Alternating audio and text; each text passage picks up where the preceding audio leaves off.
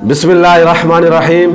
Knowledge की दुनिया के मुअज़्ज़ज़ नाज़रीन, आज के हिकायात की सीरीज़ में मैं आपके लिए एक ऐसी हिकायत लेकर हाज़िर हुआ हूँ जिसमें सुल्तान महमूद और उसके वफ़ादार ग़ुलाम अयाज़ की हिकायत है। सुल्तान महमूद गज़नवी के महबूब वज़ीर अयाज़ ने अपने पुराने कपड़े और जूते एक कमरे में बंद किए हुए थे।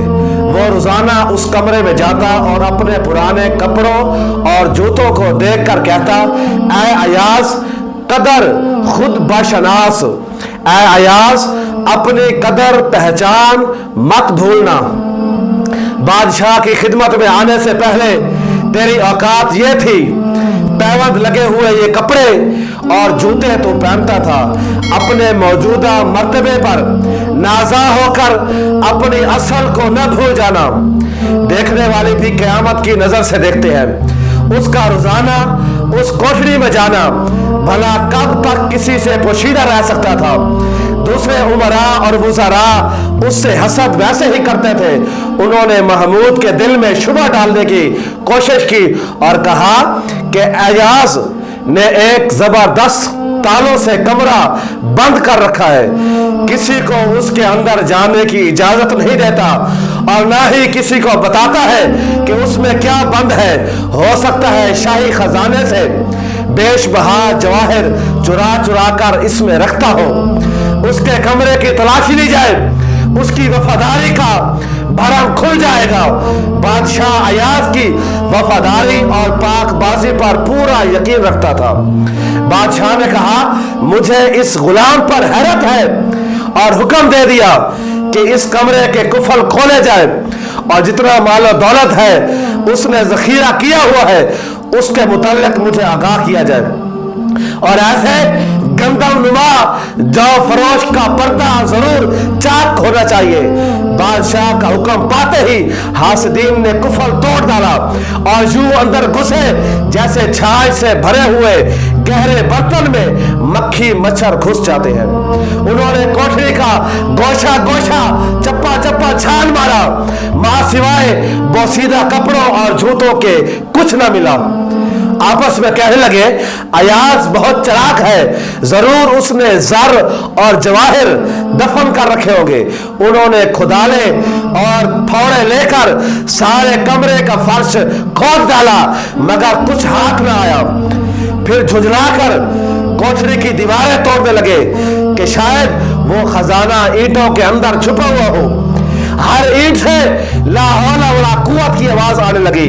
आखिर निदामत और पशेमानी का पसीना उनके पेशानियों से बह बह कर चेहरे पर बहने लगा।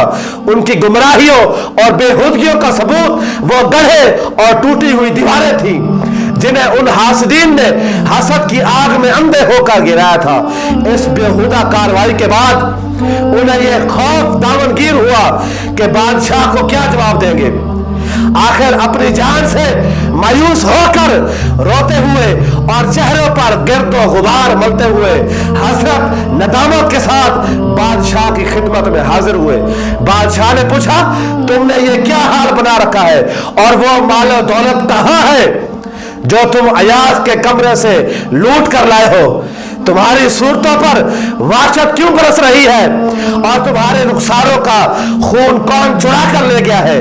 बादशाह के इन कलिमात की ताब न लाकर सब हासिद बादशाह के कदमों में गिर पड़े। उनमें इतनी हिम्मत न रही कि बादशाह के रूबरू खड़े होकर जवाब देते। बादशाह ने सुल्तान ने फरमाया, मैं तुम्हें ना छोड़ूंगा और ना ही सजा दूंगा। यह मामला अयाज़ की सवाबदीद पर है क्योंकि तुमने उसकी आबरू से खेला है। गहरे घिनाव उसी नेक रूह पर लगाए हैं। सुल्तान महमूद ने अयाज़ को तलब करके फरमाया, एक नेक बख्त, तू इस इम्तिहान में सुरखरू निकला।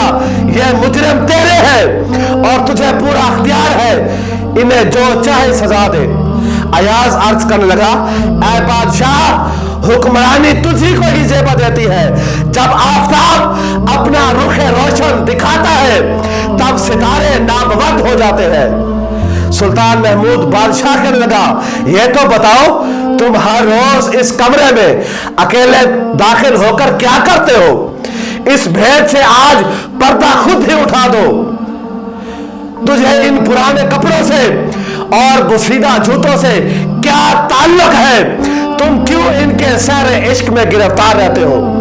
इन्हें मुखातिब करके बातें करते हो, इन्हें कोठरी में छुपा रखा है। क्या वो कमीज हजरत यूसुफ अलैहिस्सलाम का पहनावा है, या वो जूते किसी अजीम हस्ती के हैं जिन्हें तू छाती से लगा रखा है? क्या ये जुनून और ये हमाकत है? ये तो निहायत ही अदना किस्म की बुत परस्ती मालूम होती है। आज तो अपने राज से पर्दा उठा दो ना। अयास की आंखों से मोतियों की लड़ी जा रही थी, आंसुओं की कतार लगी हुई थी। आज कर लगा, ऐशा जीजा, मेरा वजूद, मेरा मर्तबा आपके ही लुत्फो करम की मरहून मिन्नत है, वरना मैं तो हकीकत में एक मस्कीन और बेनवा आदमी हूँ, और यही पुराने कपड़े और जूते पहनने के लायक हूँ। ये मेरी गरीबी के दिनों की याद है। इनकी हिफाजत करने से मेरी गर्ज ये है कि अपने बुलंद मनसब और शान पर मगरूर होकर कहीं अपनी हकीकत को न भूल जाऊं। असल में मैं इनकी हिफाजत नहीं करता, बल्कि ये अपनी मेरी असली जात की हिफाजत करते हैं।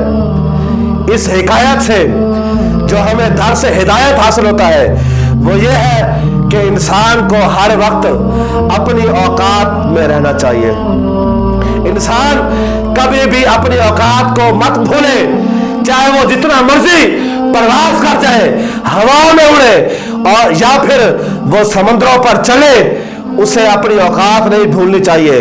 वरना अक्सर लोग जब अपनी औकात भूलते हैं तो वो जमीन के खुदा बन बैठते हैं, अपने आप को जमीन का खुदा कहते हैं, और जिसका नतीजा क्या होता है कि उनके सारे के सारे अमाल खत्म कर दिए जाते हैं, और उसका नतीजा मजीद यह निकलता है कि खसारे के सिवा उन्हें कुछ हासिल नहीं होता।